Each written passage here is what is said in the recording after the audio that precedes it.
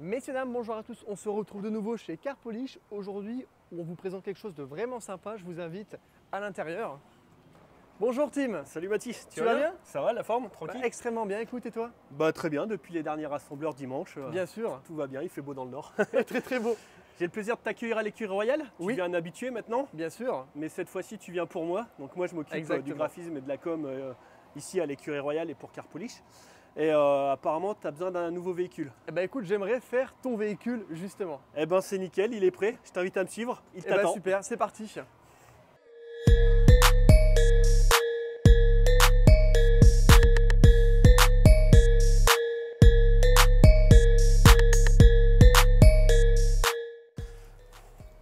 Ah, voici la bête. Elle est là, toute propre. Elle est magnifique. Bon, je l'ai lavé vite fait, mais elle est présentable, ça devrait le faire.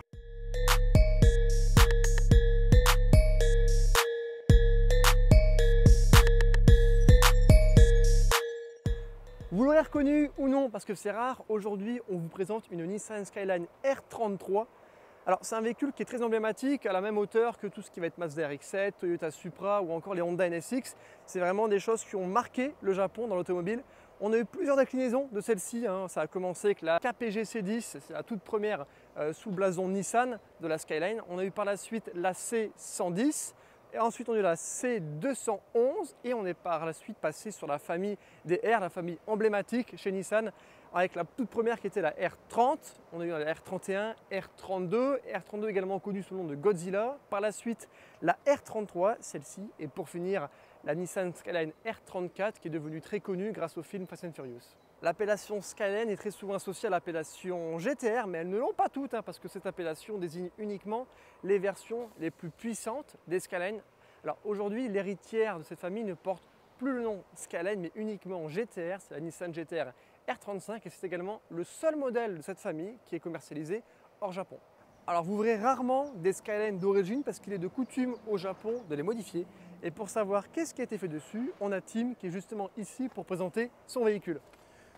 Donc ici, tu es avec une Nissan Skyline R33 GTST. Une Oui. GTST, c'est une propulsion, à la différence de la GTR. Donc elle n'a que 2 roues motrices, des D'accord. roues arrière.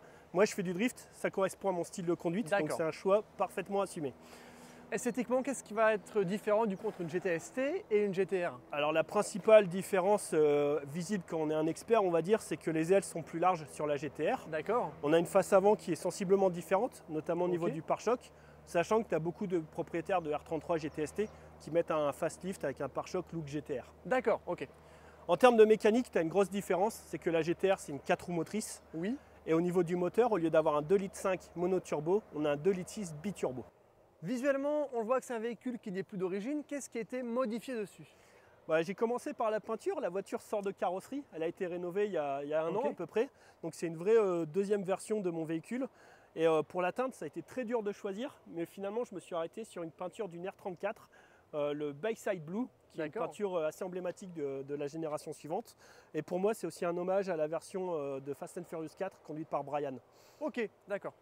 Au niveau de la face avant, je vois qu'il y a une lame sur le côté et également un peu partout. Est-ce que tu saurais en dire plus là-dessus? Alors sur la face avant, on est quasiment sur la configuration d'origine. Cette voiture, c'est une GTST phase 2, donc Spec 2 D'accord. pour les puristes, avec un kit M-Spec. Le kit M-Spec inclut les bas de caisse et les rajouts de pare-choc. Là-dessus, moi j'ai rajouté une lame à l'avant pour donner un peu plus d'agressivité. Et on a aussi une calandre complètement ajourée sans logo. Ok. Le radiateur qu'on voit en dessous, c'est d'origine? Alors effectivement, c'est assez typique des voitures turbo et japonaises. On a un gros échangeur frontal qu'on a adapté sur le véhicule. D'accord. D'origine, tu en as un tout petit qui est ici derrière, mais là, tu en as un qui est sur toute la largeur. Et on a particulièrement pris le soin de l'adapter en découpant au centimètre près toute la lame et le pare-choc pour que ce soit vraiment propre. D'accord. Pour en finir sur la face avant, tu n'avais pas une histoire à me raconter sur les optiques? Alors les optiques, c'est une voiture de 96, donc les phares étaient un peu vieillots, ils étaient jaunis et même griffés. Et j'ai voulu les remplacer pour que toute la voiture soit vraiment irréprochable. Et là, je me suis rendu compte que c'était une très grosse galère. Ah oui? C'est-à-dire que j'ai trouvé qu'un seul jeu d'occasion en vente au Japon grâce à un ami. Et ça m'a coûté quasiment 1 600 € la paire livrée. Ah ouais, donc c'est quand même un sacré budget pour changer ces C'est feux. un sacré budget, mais j'avais trouvé un phare gauche neuf, encore emballé. Devine le prix? Je te laisse me le dire. 3 500 € le phare. 3 500 9 €. emballés. Mais Bon, au moins il est neuf, c'est déjà ça. Est-ce que tu pourrais m'en dire plus sur tes roues? bah, les jantes, c'est une étape obligatoire dans la préparation automobile, on va dire. C'est ce qui change directement le look d'un véhicule. Donc là, moi, je suis ambassadeur de la marque Platine. Je suis équipé en pneus de la marque, les Platine Tires. Et les pneus sont montés sur des jantes Enkei. Donc c'est le modèle T6R qui m'a été fourni par Toge Shop. Et à savoir que c'était un nouveau modèle et j'ai eu le tout premier set européen, le tout premier commercialisé. Je vois que tu avais quand même des cales derrière, c'était modifié? La petite particularité, ouais, pour adapter l'offset, j'ai des cales et c'est un de mes partenaires, Zenki Racing, qui me fait la joie de les personnaliser. Donc tu as mon nom dessus, tu as le look de la voiture avec un petit profil et tu as la marque du partenaire. Alors, en me penchant, j'arrive également à percevoir des petites modifications à l'arrière. Zenki me fournit aussi en suspension. D'accord. Et du coup, les combinés filetés de la voiture sont personnalisés. Et gravure laser aussi pour être à mon nom. D'accord. Tu m'as parlé de Platine Tires, c'est également ton sponsor. Je vois que c'est marqué un petit peu partout sur le véhicule. Ouais, à la base, la voiture n'avait pas de déco. C'est une voiture de route. Hein. J'ai une voiture de piste à côté. Mais j'ai dû faire une opération pour le magazine Sport Auto et Platine. Et on a roulé au Mans il y a quelques semaines. Et du coup, ils avaient besoin d'une déco pour valoriser la marque. Et je me suis un peu enflammé étant graphiste, j'ai sorti une déco complète, donc ce qui explique la déco sur une voiture de route. Mais elle ne devrait pas rester indéfiniment. D'accord. Je vois que tu as également pas mal de sponsors sur le côté, dont Car Polish. Bah évidemment, employé de Car Polish, la voiture est entretenue ici, l'esthétique, je la lave régulièrement à l'écurie Royale. D'accord. Donc tous les produits dans le coffre, c'est des produits Car Polish, c'est un minimum de faire plaisir à mon employeur aussi. Bien sûr. Au niveau des rétroviseurs, est-ce que c'est ceux d'origine dessus? Non, ça c'est un bon kiff personnel. D'accord. C'est des Ganador, c'est l'équivalent des M3 japonais. C'est assez emblématique des années 90, tout le monde n'aime pas, moi j'adore. Quand j'étais jeune, je dessinais des véhicules et sur tous les véhicules que je dessinais, je mettais ces rétroviseurs. Et quand j'ai refait la voiture, c'est un petit détail que j'ai voulu absolument intégrer. Bon, ça a un coût, c'est pareil, mais quitte à faire les choses, autant les faire à fond. Exactement. Et à mes yeux, ça change radicalement le look du véhicule. Et ben en tout cas, ils sont très jolis et surtout très aérodynamiques, on C'est le ça. voit. Je vois que tu as une lame en carbone sur le côté, il y a marqué No Step dessus, c'est une référence à quelque chose? Ouais, alors pour parler des lames carbone, ça personnalise la voiture. À mes yeux, c'est un excellent compromis entre le tuning et une voiture de route qui est assez emblématique à mes yeux, qui reflète ma passion. Donc les lames carbone, tu en verras aussi à l'avant, à l'arrière, sur tout le tour du véhicule, ça finit bien la silhouette. Et les petits stickers que tu vois dessus, No Step, c'est un clin d'œil à mon autre passion, qui sont les avions de chasse. Et si tu regardes bien le véhicule, il y a d'autres endroits où il y a d'autres clins d'œil de ce genre. Qu'est-ce qui a été fait sur l'arrière? Sur l'arrière, j'ai un peu travaillé l'agressivité. D'accord. Avec cet énorme extracteur carbone. Effectivement. C'est un look très particulier et c'est un détail que je voulais absolument dans la continuité des bas de caisse. Pour moi, encore une fois, on est dans le bon compromis entre le tuning sur une voiture de street et ce qui serait trop par rapport à de la compétition. Ok. Dans les petits détails, on a l'aileron avec une lame carbone. C'est Ouais. la forme d'origine mais en carbone. Sachant que cette GTST a un aileron de GTR. Ensuite, l'échappement, c'est pas celui d'origine, je suppose? Bah, sur les japonaises, garder l'échappement d'origine, ça se fait pas trop. Oui. Et là, on a un vrai beau Fireball. C'est un échappement en diamètre 72 sur la ligne, avec une sortie en plus de 10 cm. On va faire un truc marrant. Ouais. Tout le monde sur les rassos le fait. Je trouve ça affligeant. Tu peux mettre ton poing dans l'échappement. Normalement, poing ça dedans. passe. Eh ben oui, ça passe. Alors, c'est tout juste. Hein. C'est Mais tout ça juste. passe, je frotte un petit peu. Mais je peux pas dire que c'est une petite sortie. C'est pas une petite. Tu me parlais d'une autre passion tout à l'heure. Et là, je vois qu'il y a un petit autocollant sur le côté. Est-ce que ça en fait également référence? Et ouais, alors ça, c'est vraiment pour les connaisseurs. Tu as 99% des gens qui ne savent pas ce que c'est. D'accord. C'est un clin d'œil aux avions de chasse. Donc de ce côté-ci, tu as la cigogne de Tanguy et la Verdure qu'on retrouvait sur les Mirage 3 et sur les générations suivantes. Et de l'autre côté, on a un clin d'œil à un film que j'adore qui est Top Gun avec l'emblème de VF1, l'escadron de Maverick. Et Tim, il y a un détail là, ça fait référence aux avions de chasse, ça aussi? Effectivement, c'est pas de ma faute ça, c'est Nissan qui a fait ça sur la R33. Les feux arrière ont un look dit afterburner, ça évoque la post-combustion des avions de chasse. D'accord. Petite question toute simple, hein. Je vois que tu as laissé le logo d'origine qui est un peu usé. Pourquoi avoir fait une préparation entière pour laisser ce logo comme ça? C'est une voiture qui est de 96, elle a du vécu et je cache pas son âge. Donc quand je dis 96, les gens hallucinent. Et c'est le seul détail qui n'a pas été revu qui trahit l'âge de la voiture. D'accord, je te propose de passer au capot moteur. Allons-y. Alors là, tu vas pas forcément être très impressionné parce que moi, je roule et je nettoie pas mon moteur. D'accord. Hop. Donc voici le fameux RB. Donc c'est une petite préparation mécanique, c'est surtout pour la fiabiliser. Tu sais, moi je fais du road trip, je fais du circuit un peu, et le but c'est que la voiture reste fiable. Donc dessus il y a un kit complet d'Urit en silicone, parce que j'ai eu des fuites et on a dû les réparer, donc autant réparer les choses correctement. Et ça fait joli en plus. C'est joli, ça pimente un peu, et puis c'est assorti à la voiture, tu vois, au niveau couleur. J'ai un gros radiateur alu pour l'eau. Ok. Ce que tu vois là, c'est le tube de l'échangeur qui est dans le pare-choc avant. On a un kit d'admission direct. Et puis on a cette petite pièce qui est la dump valve. Quand tu as un moteur turbo, c'est une petite pièce que tu vas adorer. Ça explose ta consommation, mais c'est très fun. Tu verras ça pendant l'essai routier. Et bon, on verra ça par la suite. Est-ce que tu serais me dire, c'est quoi ces deux petites parties couleur or un petit peu sur l'avant? C'est juste des klaxons. D'accord. C'est juste des klaxons, mais en les montant, on a dû forcer pour les plaquer parce qu'il n'y avait pas assez de place.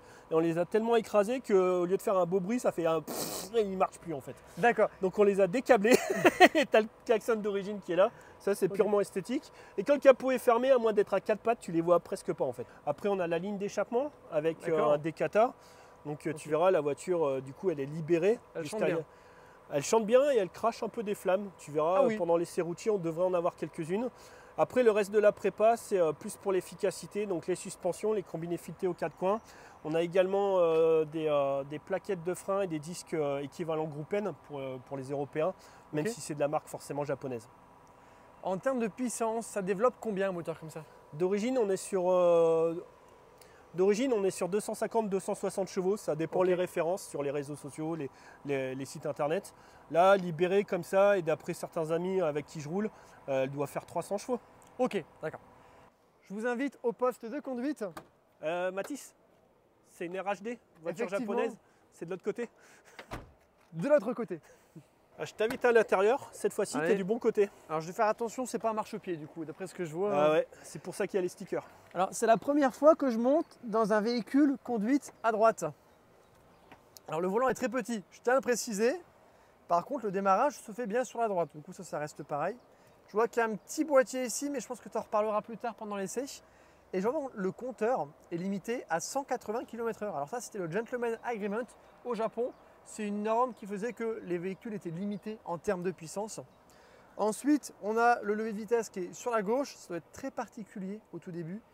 L'intérieur est très classique, hein, c'est vraiment un intérieur typé 90. Par contre, les sièges ne sont pas d'origine. Est-ce que tu saurais m'en dire plus, Tim, sur les sièges? D'origine, une GTST, contrairement à une GTR, ça a des sièges semi-baquets mais avec un tissu bien triste, comme les panneaux de porte en fait, donc sans intérêt. Et du coup, je les ai remplacés par des Recaro de Mitsubishi Lancer Evolution 7. Ok. Ouais, ça offre un excellent maintien, c'est joli. Bon, c'est du cuir, donc quand il fait chaud, c'est pas terrible, mais avec les vitres teintées, je m'en sors pas trop mal. Mais surtout, tu as un excellent maintien, même en usage sportif. D'accord. Je vois que le volant est assorti également au levier de vitesse. On a les mêmes surpiqûres, c'est fait exprès? Bien sûr, c'est assorti. Là, on est sur du Nardi, donc c'est une marque assez connue. C'était un gros plaisir que je me suis fait il y a quelques années pour mon anniversaire. Alors, on a de la place à l'arrière ou pas? T'as 5 places, ouais. Alors, Tim, comment j'avance le siège?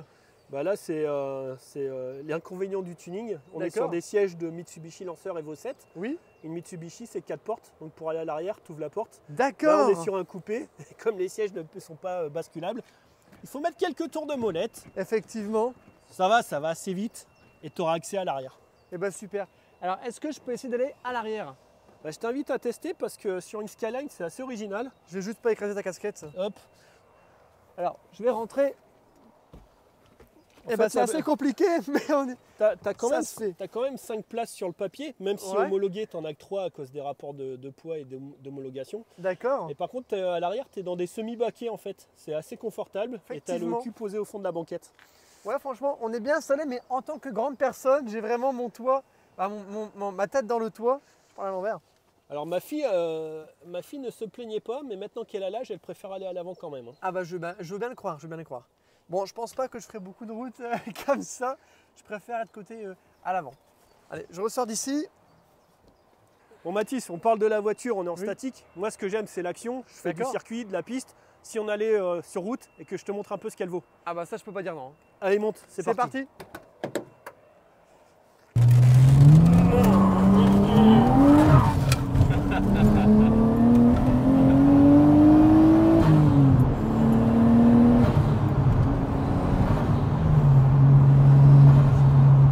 franchement, la sensation est géniale. Je n'avais jamais vécu ça avant parce que j'étais tout le temps dans des tractions 4 roues motrices. Et la sensation de glisse dans un véhicule, je l'avais jamais ressenti et c'est superbe. Alors, Tim, on devait parler un petit peu des compteurs que tu avais un peu partout. Est-ce que tu pourrais en dire plus? On va commencer par le compteur d'origine du véhicule. Oui. Donc, tu vois, ça a beau être une voiture de sport performante. En général, quand tu croises des gamins, on te demande à combien ça monte. Et là, si tu filmes le compteur, bah, tu risques d'être déçu. Effectivement. Parce que tu es qu'à 180 km/h. Bien sûr. Ça fait partie du Gentleman Agreement au Japon, la relation qui est entre les constructeurs et le gouvernement. Donc les voitures sont bridées à 280 chevaux et 180 km/h. D'accord. Donc les compteurs des voitures de sport sont gradués jusqu'à 180. Après, tu peux bloquer l'aiguille et quand tu les importes, en général, la première chose que tu fais, c'est faire sauter la bride en fait. Forcément. Sur la Sky, c'est assez simple, hein, c'est juste un boîtier à rajouter derrière le compteur et voilà. Ensuite, tu avais d'autres petits boîtiers? On va profiter qu'on est à l'intérieur pour parler des petits aménagements. Donc on a 2 boîtiers électroniques. Le premier que tu es en train de filmer, c'est un Apexier RSM. Alors ça, c'est simple, c'est juste un chrono dans tous les sens. Ça ne modifie en rien la voiture, la préparation, quoi que ce soit. C'est juste un chrono qui permet d'afficher plusieurs infos. Là, en l'occurrence, il est réglé sur la vitesse, sur les tours minutes et sur le voltage de la batterie. D'accord. Et c'est un petit jouet emblématique des années 80-90 au Japon. Et pour l'anecdote, depuis ma toute première voiture qui était une Honda CRX, bah, je l'ai dans mes véhicules. À chaque fois, je le déplace dans la voiture la plus récente. Est-ce que tu pourrais me parler un petit peu de l'autre boîtier que tu vois derrière le volant? Celui-là, là, Bien sûr. celui-là, c'est un turbo timer. D'accord. C'est très courant sur les voitures japonaises, notamment turbo. Ça permet en fait quand tu roules, tu as une conduite plus ou moins sportive, donc tu fais chauffer le véhicule. Et sur une voiture turbo, c'est très important de faire refroidir le turbo avant de couper le contact. Et en fait, ce boîtier permet de temporiser la coupure du moteur. C'est-à-dire que tu te gares, tu enlèves la clé de contact, tu fermes ta voiture, tu te barres, mais la voiture continue de tourner pendant 1 minute 30, le temps de refroidir. Ok, d'accord. C'est marrant, ça interpelle les gens quand tu vas faire les courses avec ta voiture parce qu'ils ont l'impression que tu as oublié d'éteindre ton moteur alors que c'est normal et il se coupe tout seul. Alors, une question qui peut peut-être sembler bête, si jamais tu as ça qui est en marche et du coup ton véhicule reste entre guillemets en train de tourner pendant 1 minute, est-ce que quelqu'un peut rentrer dedans justement et mettre une première et avancer? Alors, on n'a pas du tout bossé ce point-là, c'est totalement improvisé, mais c'est marrant que tu poses la question.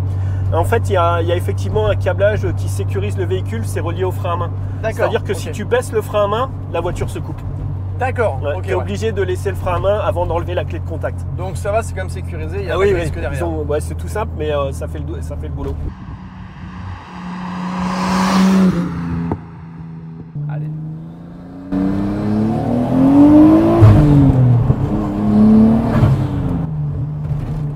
On est déjà à 70. Ah, ça accélère vite. Hein. Ça marche bien avec le turbo. Ouais, franchement, et même la sensation de pousser avec le bruit putain, il y a des travaux est génial. Hop. Effectivement, on va passer ailleurs.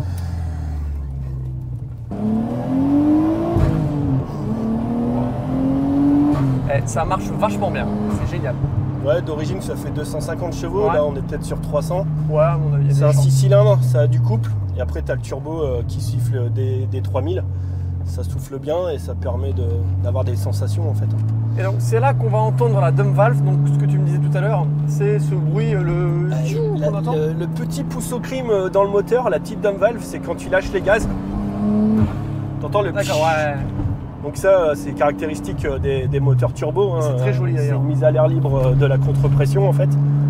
Et comme tu as tout le temps envie de l'entendre, t'arrêtes pas de faire ça et ça nique la consommation. C'est ce que j'allais dire. Qu'est-ce que c'est fun. Regarde, écoute. Tu entends le pchit là? Ah, c'est génial. Les gens ils t'entendent arriver avant d'entendre l'échappement, tu vois. Bah, il faut dire qu'au Japon on aime bien les caisses turbo. Hein. Tu regardes la Supra, la plupart sont, enfin les vrais Supra entre guillemets. Bien sûr. Je ne vais pas me faire critiquer par les amis, mais une vraie Supra ça doit être turbo. Les Subaru, Lancer, tout ça, c'est que des caisses turbo en fait. RX-7 pareil. La seule qui déroge à la règle, et ça fait la réputation de Honda, c'est des moteurs atmosphériques. Sur la NSX pareil. D'accord, je ne savais pas que c'était atmosphérique là-dessus. S2000, tout ce qui est type R qui prennent 9000 tours minute, c'est des atmos. D'accord, ok. On parle de beaucoup de modèles différents. D'ailleurs, si jamais vous voulez en voir sur la chaîne, pensez à le dire en commentaire et on fera nos recherches pour vous en présenter.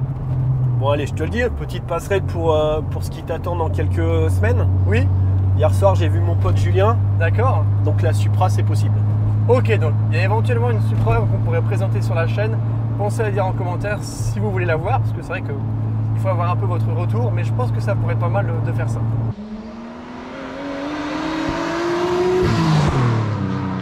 Et j'avais une question, quand on est passionné et qu'on a ce type de véhicule pour le week-end, on roule avec quoi en daily?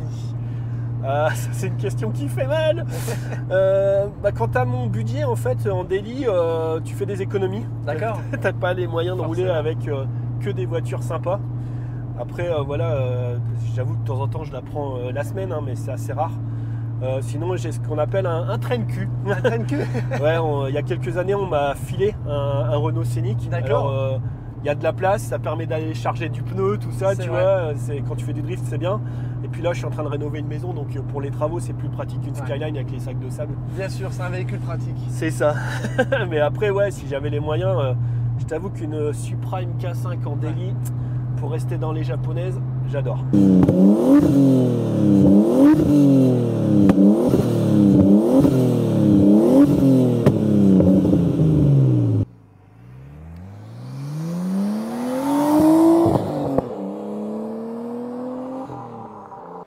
La vidéo touche à sa fin, je voulais remercier Timothée d'être venu. Bah écoute, merci à toi pour le temps accordé. C'est toujours un plaisir de partager sa passion avec des personnes comme toi et avec ceux qui regardent derrière l'écran. J'espère que ça vous a plu, que ça t'aidera à développer ta chaîne et puis on va suivre ça avec attention. Avec plaisir. En tout cas, si vous avez un véhicule qui mérite notre attention, pensez à me contacter, vous avez tout en description. Je vous dis une très bonne fin de journée, abonnez-vous, likez et à bientôt.